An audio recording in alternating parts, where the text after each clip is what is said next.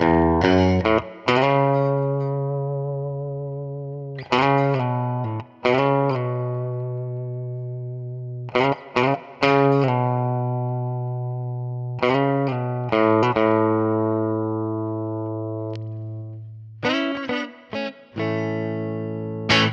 everyone, and welcome back to Tutorials of Tone. My name is Alex. Thank you so much for joining me. We're talking about today the country ballad of the century, Tennessee Whiskey.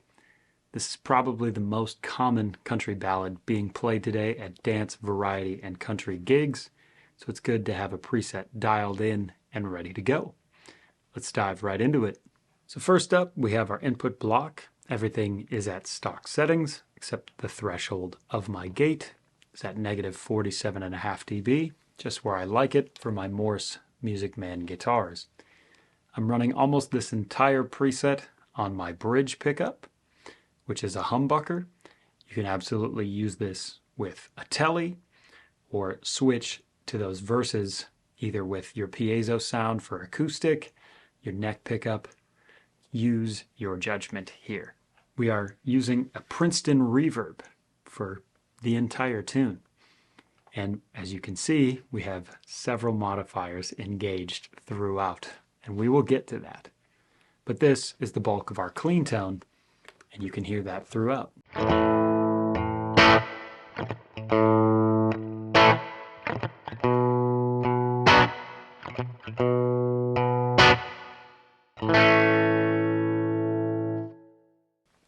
A nice country tone there from Chris Stapleton.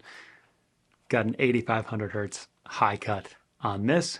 The cut and the bright switches are engaged in the ideal tab. As you can see, we are running that into a pair of Princeton 110 IRs as opposed to the standard Mesa Boogie cabs that I would use. We've got a 121A and a 121B. The B is the bulk of the tone.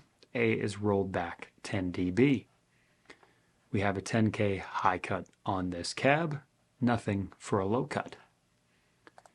We have a pretty wet medium spring reverb to give it that authentic Chris Stapleton in the room sound.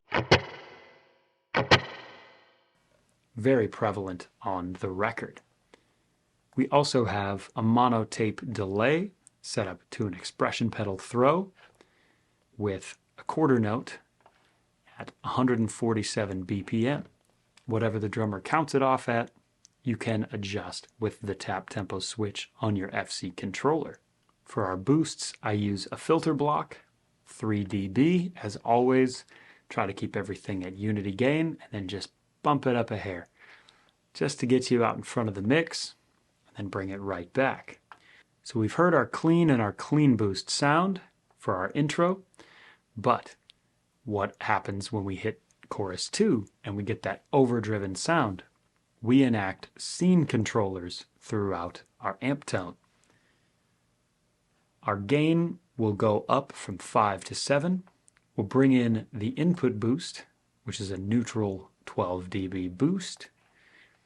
Our bass will come from 2.5 down to 2, and our level will accommodate all of that boosting by going down from -6 to -12. So here's the clean going in to our crunch sound or our overdrive.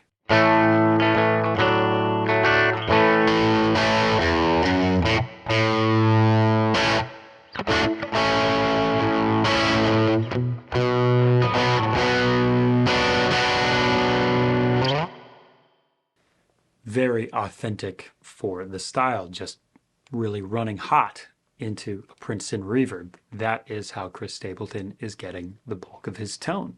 Now to our solo tones. If you're looking to recreate the record tone, solo A is for you. It sounds like this on the neck pickup.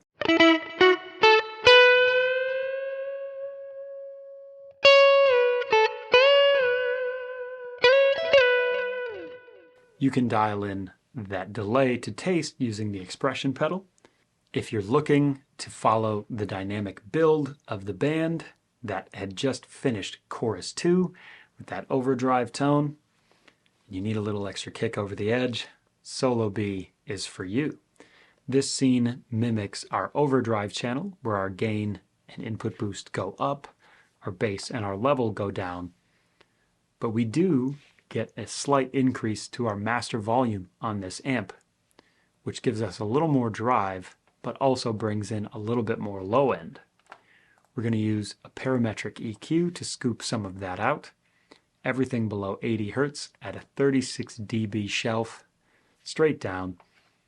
Everything above 8K, lobbed off. Then we have two little peaking knobs that take out a little bit of 4K and 5600 Hz respectively. That sounds like this.